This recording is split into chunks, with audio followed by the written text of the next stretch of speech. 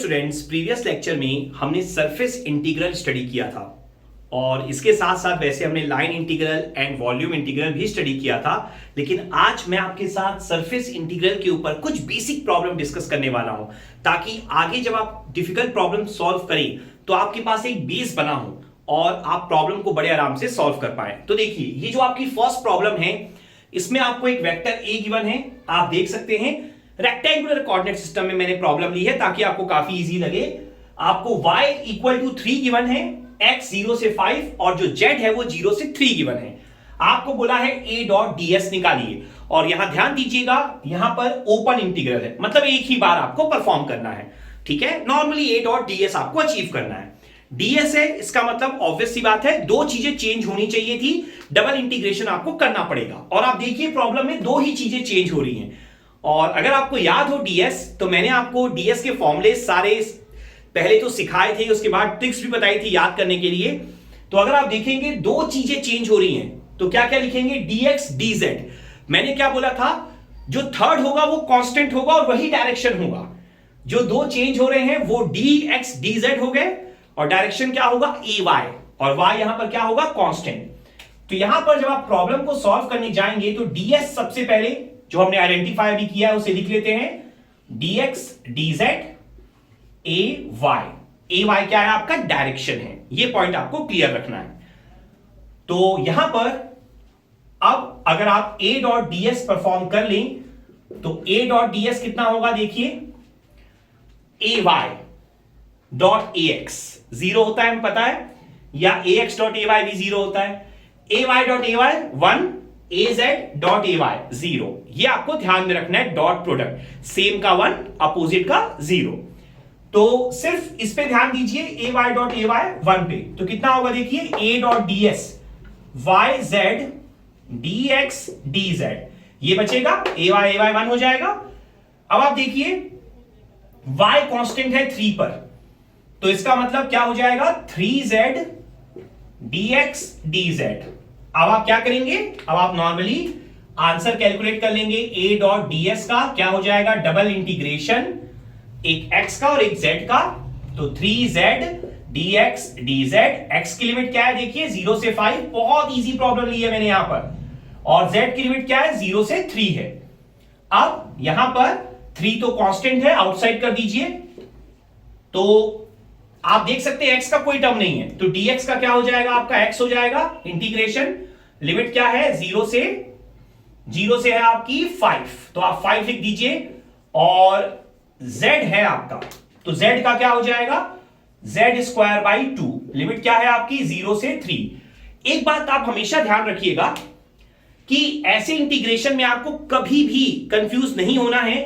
Double integration से घबराने की कोई जरूरत नहीं है जब तक आपकी लिमिट कांस्टेंट हो। अब आप देखो आंसर क्या आ रहा है यहां पर, अब आपका हो जाएगा 3, तो ये कितना हो जाएगा 5, और ये कितना हो जाएगा 3 का स्क्वायर 9, तो ये हो जाएगा 9/2।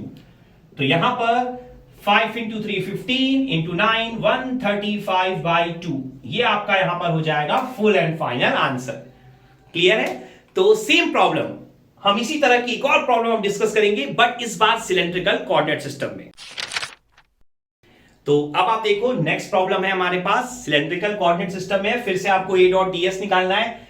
इस बार अगर आप देखोगे रो कांस्टेंट है, फाई चेंज हो रहा है और z चेंज हो रहा है, तो बस हमें पता चल गया कि कोई दो वेरिएबल आपके चेंज हो रहे हैं, तो आप बड़े आराम से क्या लिख सकते हो, ds कौन कौन चेंज हो रहा है आपका, d फाई, जो चेंज हो रहा है उसको d में लिखा करो हमेशा। तो जब भी d फाई dz होता है तो डायरेक्शन क्या होता है हमें पता है, एरो। ठीक है, तो d फाई dz के केस पे डायरेक्शन एरो। और अब सामने क्या कुछ आता है, तो याद करो मैंने आपको ट्रिक सिखाई थी h1 h2 h3 वाली, तो अगर वो ट्रिक अगर आपको याद है तो आप बड़े आराम से कर पाओगे। तो देखो यहां पर a रो है, तो इसके आगे क्या क्या आता है आपका, h2 और h3 आता है। ठीक है, तो h1 क्या था 1 सिलेंड्रिकल के लिए, h2 क्या था रो, और h3 क्या था 1। तो यहां पर आपका रो जरूर आएगा क्योंकि आपका h2 h3 आता है a रो में, रो फाई z पहले में आता है h2 h3, फिर h1 h3, फिर आपका आता है h1 h2। तो वैसे अगर आपको ट्रिक याद नहीं है तो कोई प्रॉब्लम नहीं, आप उस लेक्चर को जाके देख लो। वैसे ये इसका फॉर्मूला होता है सिलेंड्रिकल कोऑर्डिनेट सिस्टम में, जब फाई और जेड चेंज होते हैं और रो क्या होता है आपका, डायरेक्शन होता है। अब यहां पर आप वॉच करो, A dot D S, A row dot A row 1 है। और खुद सोचो, एक बार अगर यहां पर ए ऐसा कुछ दिया होता लेकिन रो वेरिएबल होता और रो की जगह कोई और कांस्टेंट होता, लेट्स सपोज रो और 5 वेरिएबल होते, तो आपका यहां पर z कांस्टेंट होता तो az आता। तो उस केस पे फिर आप कैलकुलेशन करके टाइम वेस्ट नहीं करते। आपको पता है यहां पर ए रो दिया है तो ए रो डॉट az क्या हो जाता, 0 ही हो जाता। तो ऐसे टाइम पे ना कैलकुलेशन से बचो और स्पीड से टिक करो आंसर को। लेकिन अभी फिलहाल ए रो डायरेक्शन है, ए रो डॉट ए रो कितना होता है 1, तो अभी आपको ए डॉट ds करना पड़ेगा। तो कितना होगा देखो, 6 रो माइनस 4 का square d phi d z. आप देख सकते हो ए रो डॉट ए रो 1 हो गया और बाकी सब चीजें आपने एज इट इज लिख दी यहां पर।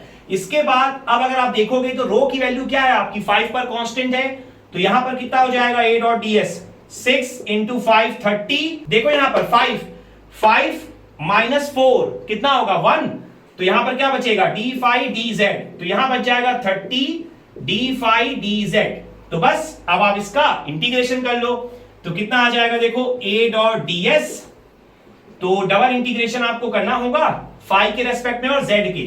फाई की लिमिट क्या है 0 से पाई, z की लिमिट क्या है -6 से 6, तो यहां पर क्या लिखोगे 30 डी फाई डी जेड।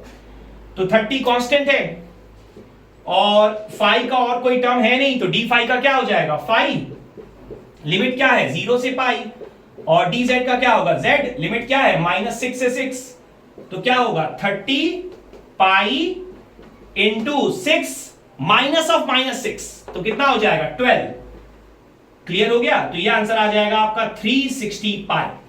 ठीक है, तो आप देख सकते हो कितनी इजी प्रॉब्लम है और बड़े आराम से हम यहां पर परफॉर्म कर सकते हैं। तो ये कुछ बेसिक प्रॉब्लम थी सरफेस इंटीग्रल के ऊपर। आई होप आपको अच्छे से समझ में आ गई होगी। तो आज के लेक्चर में इतना ही। Thank you.